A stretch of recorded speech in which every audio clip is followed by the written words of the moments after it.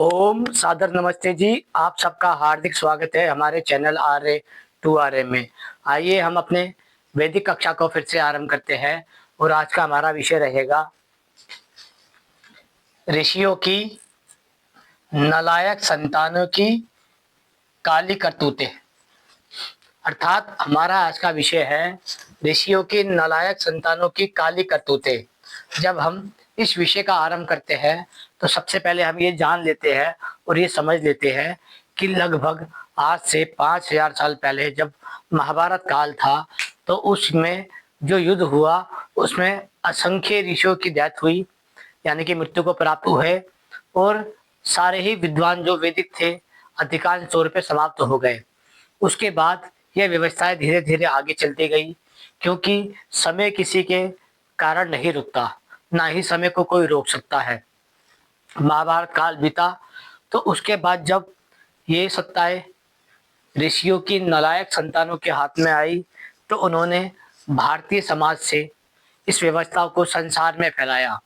जैसे कि आप सब जानते हैं कि भारत को पहले कभी विश्वगुरु कहा जाता था। विश्वगुरु इसलिए कहा जाता था क्योंकि भारत एक ऐसा देश था कि संसार में जो विद्याएं फैली है वह भारत से फैली थी। किंतु ये जितना सत्य है कि संसार में विद्या भारत से फैली है, ये भी उतना ही सत्य है कि संसार में अविद्या भी भारत से फैली है। आइए समझने का प्रयास करते हैं उन्हीं को कि ऋषियों की नालायक संतानों की काली करतूतें क्या थी।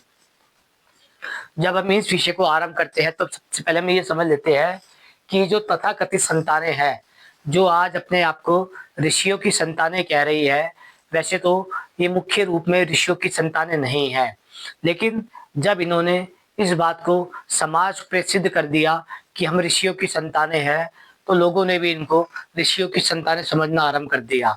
सबसे पहले ये समझ लीजिए, किसी भी ऋषि के साथ में ना ही उसका जातीय गोत्र लगा होता था, ना ही उसका वर्ण का गोत्र लगा होता था, ना ही उसकी जातीय पहचान थी, और ना ही उसकी कोई व्यक्तिगत अलग से पहचान दी जाती थी।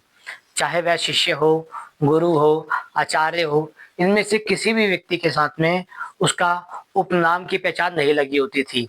इसलिए ये जो उपनाम की पहचान है, ये सब जातिवाद से आरंभ होती है। इस विषय को समझने के लिए हमने एक सूचीबद्ध तरीके से बताया है, ताकि आप ये समझ सके कि ऋषियों की नालायक संतानों की काली करतूतें क्या क्या है। जब हम इस विषय को समझाने की कोशिश कर रहे हैं तो आपसे आशा करते हैं कि आप इसी विषय पे ध्यान दीजिएगा, क्योंकि जब तक आप भारत की समस्याओं को नहीं समझेंगे तब तक आप इसके समाधान की ओर नहीं जा पाएंगे। समाधान तभी संभव है जब आपको समस्या पता हो। यदि आपको समस्या ही नहीं पता होगी तो समाधान कैसे करेंगे। सर्वप्रथम हम समझने का प्रयास करते हैं। पहला पहला बात करते हैं हम संप्रदाय की। यानी कि जब हम कहते हैं जो मानव समाज है वह आज विभिन्न विभिन्न सांप्रदायिक धर्मों में बटा हुआ है।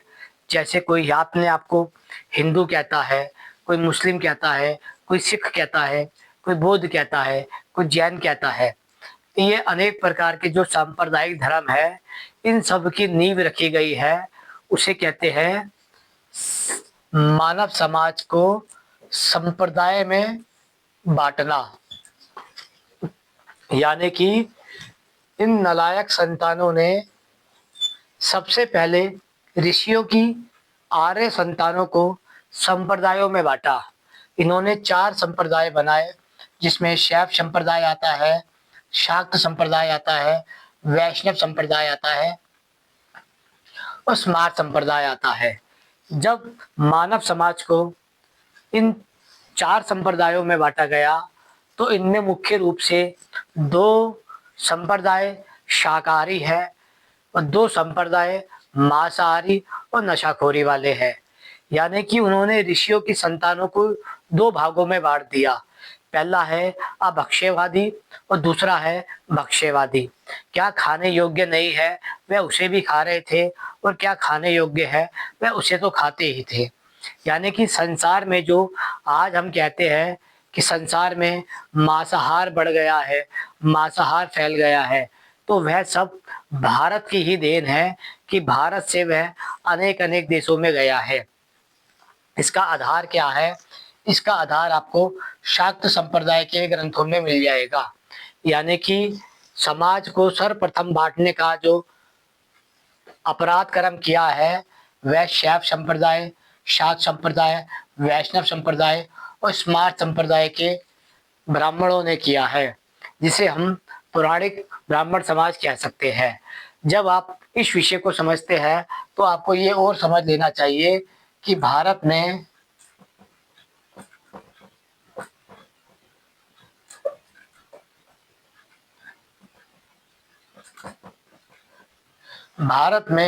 जितने भी कार्य किए गए हैं वह पौराणिक समाजों के द्वारा किए गए हैं। ऋषियों की मृत्यु हो जाती है आज से लगभग 5000 साल पहले। 5000 साल के बाद जितने भी ये धर्म गुरु बने हैं, इनके हाथ में धर्म की सत्ता ही है।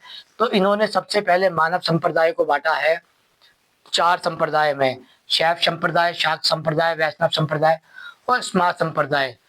जितने भी लोग आप देखते हैं, चाहे वह जैन हो, बौद्ध हो, सिख हो, यहूदी हो, जितने भी आप देख रहे हैं वह इन्हीं संप्रदाय के बाद के बने हुए हैं। इन संप्रदायों की उत्पत्ति के विषय में ठीक ठीक कोई जानकारी नहीं है, लेकिन फिर भी आप ये कह सकते हैं कि सबसे पहले जो बांटे गए हैं वह पौराणिक ब्राह्मण समाज के द्वारा बांटे गए हैं, क्योंकि मानव समाज महाभारत काल तक केवल एक ही समाज था, जिसे कहा जाता है वेद में आर्य समाज। आर्य समाज का अर्थ है जो मनुष्य श्रेष्ठ श्रेष्ठ गुणों को धारण करता है, अर्थात सज्जन समाज, उसी को आर्य समाज कहा जाता है, उसी को मानव समाज कहा जाता है। मानव समाज को सर्वप्रथम बांटा गया शैव, शाक्त, वैष्णव और स्मार्त संप्रदाय में। इसके बाद वह बौद्ध, जैन, यहूदी, पारसी, ईसाई, मुसलमान और सिख आदि में बनते चले गए। पहला कारण है संप्रदायवाद। फिर दूसरा आता है कि मानव जाति को जातियों में बांटने का जो अपराध है वह भी पौराणिक ब्राह्मण समाज के ऊपर जाता है। जब हम सारे संप्रदाय की बात करते हैं तो विशेषकर हम हिंदू समाज के हैं, तो हिंदुओं की ही बात करना हमारे लिए सरल हो जाता है, ताकि हम विषय को अपनी दिशा दे सके।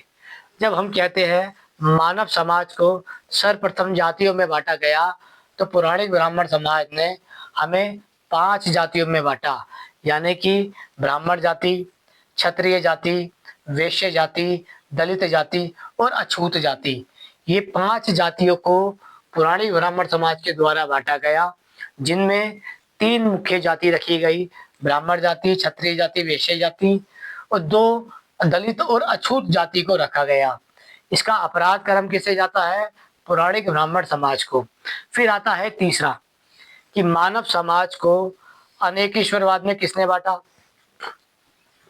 यानी कि आज संसार में जितने भी आप संप्रदाय देख रहे हैं, चाहे वह बाहर के हो या भीतर के हो, तो उन सब में जो अनेकेश्वरवाद गया है वह भी पौराणिक ब्राह्मण समाज के द्वारा गया है, क्योंकि वेद कहता है संसार में मात्र एक ईश्वर है।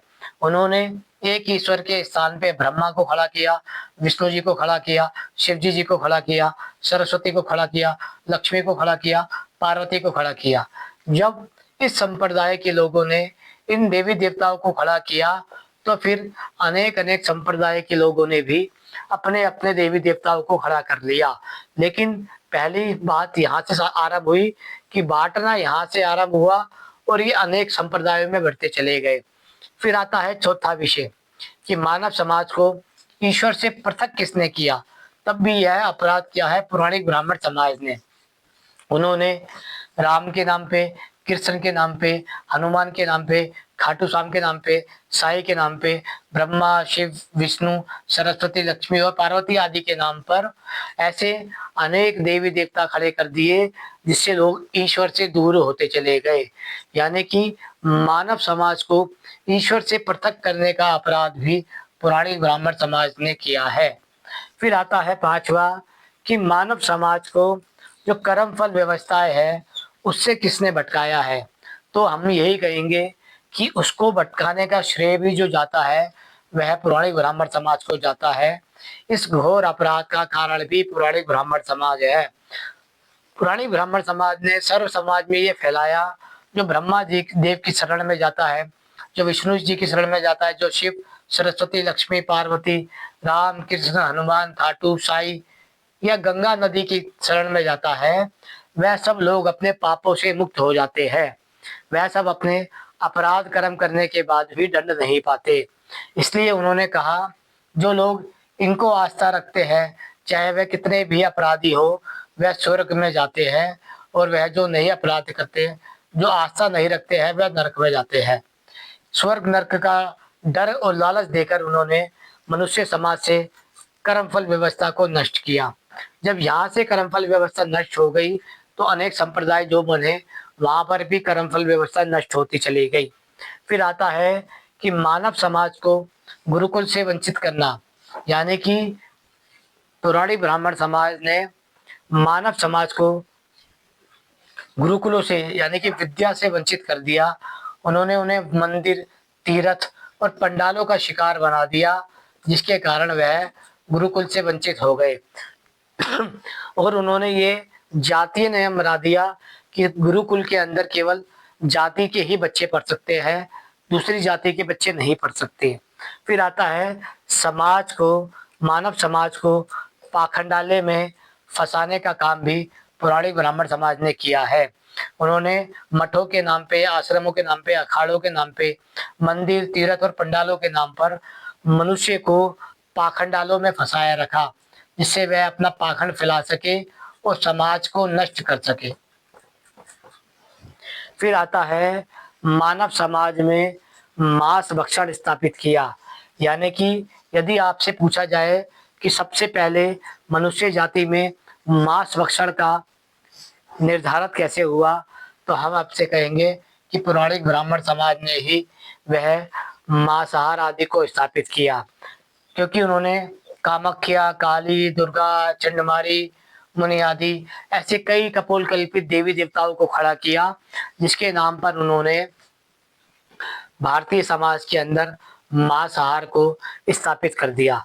फिर आता है, उन्होंने मांसाहार को स्थापित करने के बाद मानव समाज को नशेखोरी में घुसेड़ा, यानी कि उन्होंने नशे में घुसेड़ दिया, जिसके लिए उन्होंने भैरव, शिव, भैरव, वरुणा देवी आदि जैसे लोगों का, देवी देवताओं का इस्तेमाल किया, और उन्होंने समाज को नशाखोर बना दिया। फिर आता है अंतिम, समाज को वेदों से पृथक कर देना, यानी कि पुरानी ब्राह्मण समाज ने मानव समाज को वेदों से पृथक कर दिया।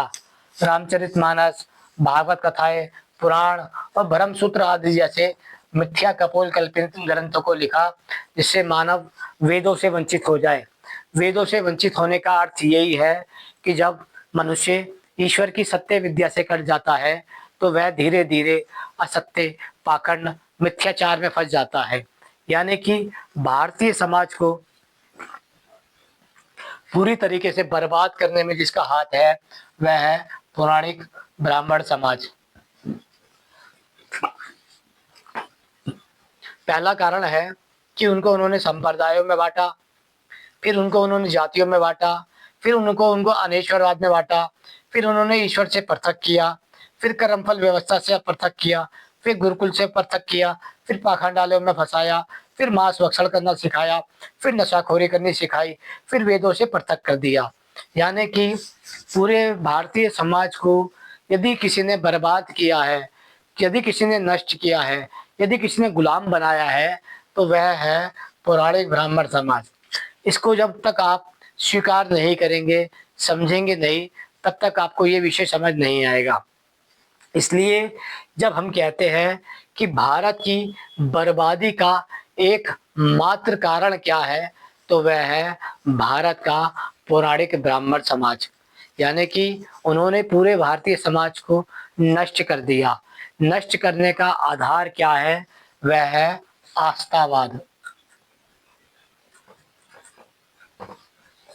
मनुष्य के अंदर जब आस्थावाद स्थापित कर दिया जाता है, तो वह सत्य असत्य, न्याय अन्याय, धर्म अधर्म, उचित अनुचित, भक्ष्य भक्ष्य में विषय भेद नहीं कर पाता। यानी कि जो मनुष्य केवल आस्थावादी हो जाता है तो वह उसी प्रकार नष्ट हो जाता है जिस प्रकार उसका बुद्धि और विवेक नष्ट हो जाती है। आशा करता हूँ विषय सरलता से समझ आ गया होगा। समझ आ गया है तो लाइक कर दीजिएगा, शेयर कर दीजिएगा। ओम नमस्ते।